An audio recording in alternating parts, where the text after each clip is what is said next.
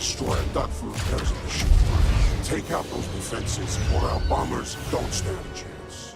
Star Wars has been back with us for a few years now, with the popularity and the anticipation for the new films quite evident, even if simply from the way that it helped to spur on the revived Star Wars Battlefront to astronomical success in 2015.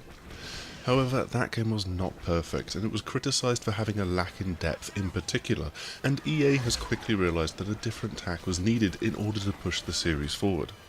There's now a single-player campaign in Star Wars Battlefront II, the battles span all of the eras of the Star Wars movies, and there's more class-based combat on the ground.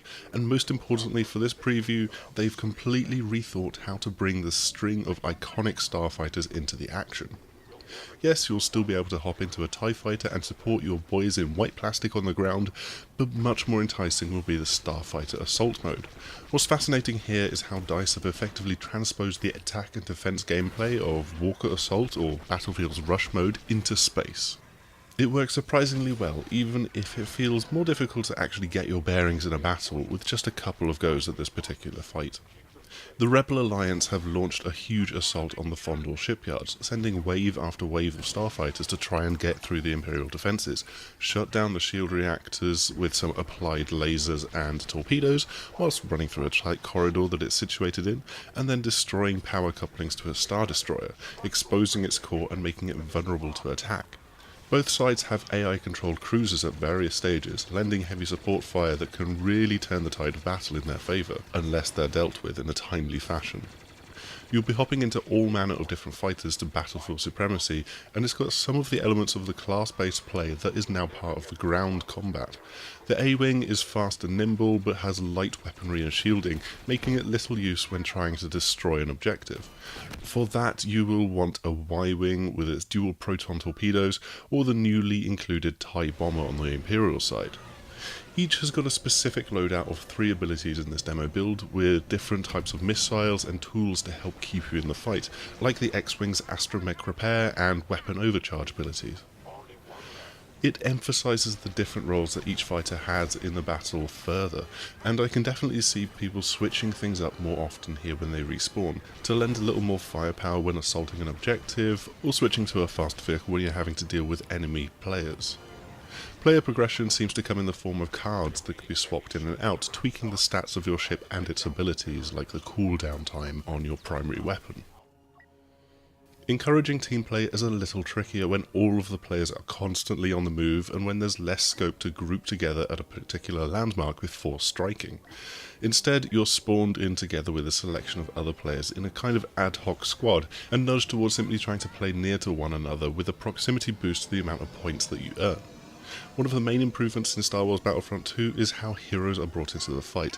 Instead of finding floating icons to grab and use before someone else manages to get there, you earn points and then spend these as you respawn to come back as an available hero. When it's up in space, it's the iconic ships of the Star Wars universe, from the Millennium Falcon and Poe Dameron's Black One X-Wing, but the nature of space combat makes being good with these hero ships feel more rewarding for skilled play than abusing the sheer power of the heroes in the first game. The only problem with all of this is that I didn't feel like I was particularly great at it. Dogfighting can be a lot of fun as you get onto the tail of someone and try to knock them out of existence, but it gets tricky as soon as you have to start avoiding complex objects and scenery, and the later objectives had you weaving in and out of corridors, trying to dodge support structures and so on. I crashed a lot whilst playing, and it's from trying to squeeze past the edges of ships, fueling rigs, massive satellite dishes, and even heading into the interior of the space station to shoot up the reactors. Battlefront 2 might look and sound absolutely awesome, but it is much less awesome when you spawn in as the Millennium Falcon and then get wiped out by crashing into a teammate or a piece of scenery. In this regard, the game could do with being a little bit more forgiving. Some may also be disappointed that the dream of seamlessly dogfighting up in space before swooping down into the atmosphere to help out the forces on the ground has still gone unrealised. It's a simple matter, I believe, that this generation of consoles can't handle that scope, but here we have something close to being the next best thing.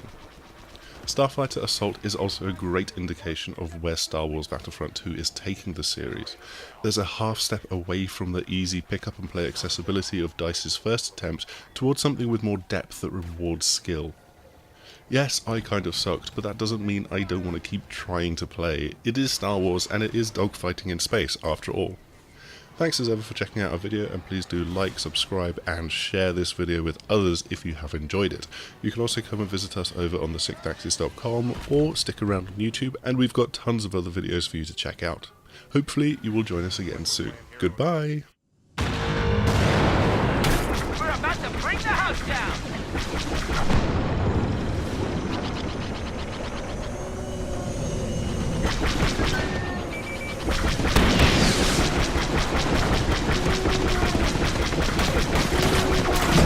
Shields back up. Concentrate fire on the power planes.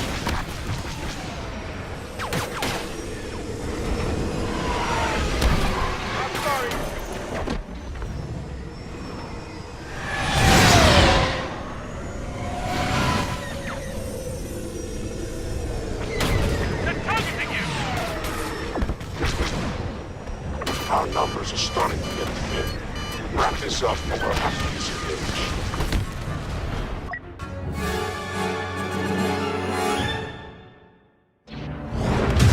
Calling off the attack.